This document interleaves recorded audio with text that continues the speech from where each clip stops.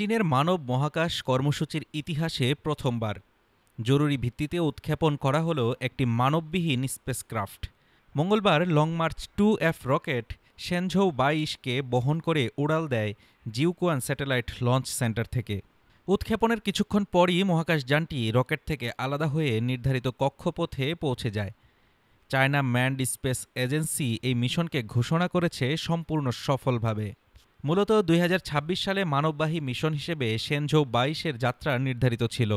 তবে Shenzhou 20 return ক্যাপসুলে সন্দেহজনক মহাকাশ আবর্জনার আঘাতে ক্ষতি ধরা পড়ায় বদলে যায় পুরো হিসেব নিকেশ।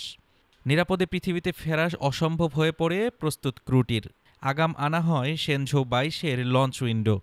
এর মাঝেই শেনঝৌ 20-এর 3 মহাকাশচারী 9 দিন দেরিতে 14 নভেম্বর শেনঝৌ 21-এর রিটার্ন ক্যাপসুলে চড়ে পৃথিবীতে ফিরতে সক্ষম হন।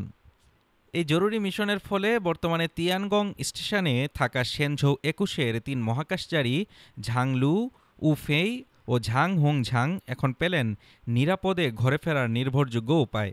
স্পেস এজেন্সি জানিয়েছে তারা সবাই ভালো আছেন এবং স্বাভাবিকভাবে কাজ করছেন। চীনের শেনঝৌ মিশনগুলো সাধারণত 6 মাস অন্তর মহাকাশ স্টেশনে ক্রু বদল করে।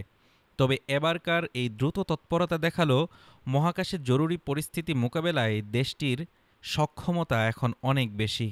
Desk report, Dhaka today.